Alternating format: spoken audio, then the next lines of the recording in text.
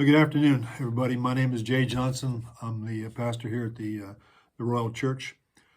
This coming weekend, we're going to be talking about a passage from 2 Corinthians chapter 2. It talks about forgiveness.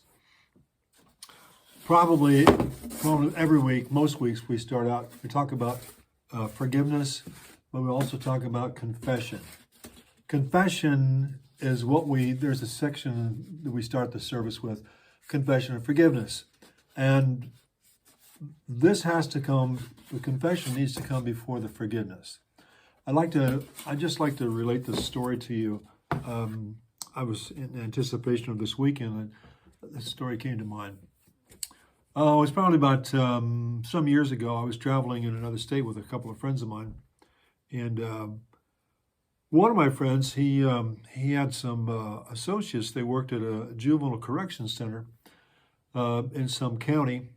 I won't name the state. It was in this county, and this friend of mine, he'd go there quite often and just visit with the folks there, the staff and the kids. They're all probably 18, 19 years of age, and a lot of trouble kids, pretty belligerent, pretty angry. They kind of took their aggressions out on things they shouldn't have. Anyway, we drove up. And it was a cabin, very nice cabin. It was a pretty large building. It had a central room in it where they all had their meals. Had a kitchen there. There was probably 8 rooms around where every individual had their own place to stay. And as we drove up, I saw these huge piles of firewood. I mean, huge piles. I mean, these logs were like probably this big around, maybe a foot and a half long. And there were maybe in each pile, and I counted at least 4 piles. And you could see where there were partial piles stacked around. So we went inside, and there was only a couple kids there that day. I think most of them were gone to visit their homes or go back into town. We were quite a ways outside of a major city. And so we went in there, and I said, so where's your fireplace? Oh, they said, we don't have a fireplace. I said, well, what's all the wood out here, these big stacks of firewood? And he goes, oh, he said, those are stacks of wood because those are punishment piles. I said, what?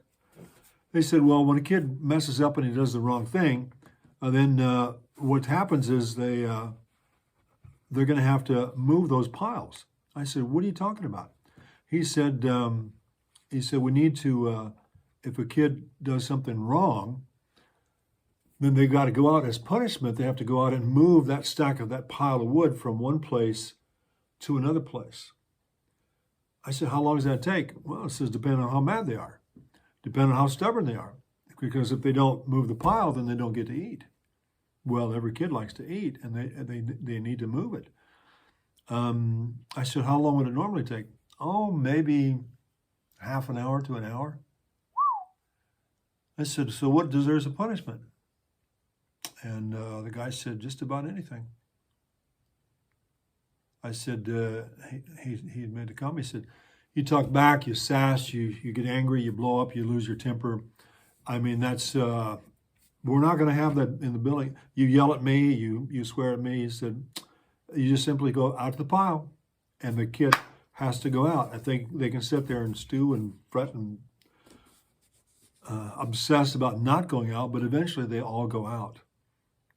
And they told me one time, they said, a guy just, there was a difficulty between a couple of these boys, and the one blew up, and he took it out by, yelling and screaming. And without even being told, he looked at the leader in the house, and the leader just went. The guy went straight out the door, and he went straight to the pile, and he began to move it. And he knew, because he knew he was guilty. And he knew that once he was guilty inside, he knew he had to pay. And he knew he had to pay now. Because the longer he was delayed, he was still going to go through this terrible punishment. Well, it wasn't terrible for him. It was simply a physical requirement that he had to go through. It was very educational. Well, we got in the car and we started to drive. And I began to think about what those kids had to do. So I was driving, and one of my friends was in the passenger seat, and the other guy was in the back, and we were headed towards the city. And I began to share some things with them that I had misspoken, and I was not very kind to them. And I said, "You remember that time last week when?" Yeah. And they start off by saying, "Oh, don't worry about it. Just forget about it." I said, "I don't think you get the point. What I did last week was wrong, and what I need to do is I need to confess to you, and I want to ask for your forgiveness." And they said, "Oh, it's no big deal." And I said, "Please listen to what I'm saying. It's a big deal because the way I treated you was not proper. It was not edifying. It was not kind. I treated you in a way that I shouldn't have." And they said, "But we understand that." And I said, "Please let me confess, because, and I didn't say that then, but I was sensing this. Confession is good for the soul." And I told him, I said, "I need to get it out." And so I looked in the rearview mirror, my one buddy, and I looked to the side to my other buddy who was riding shotgun. And they were like, "Yeah." And both these guys were married, and I wasn't married.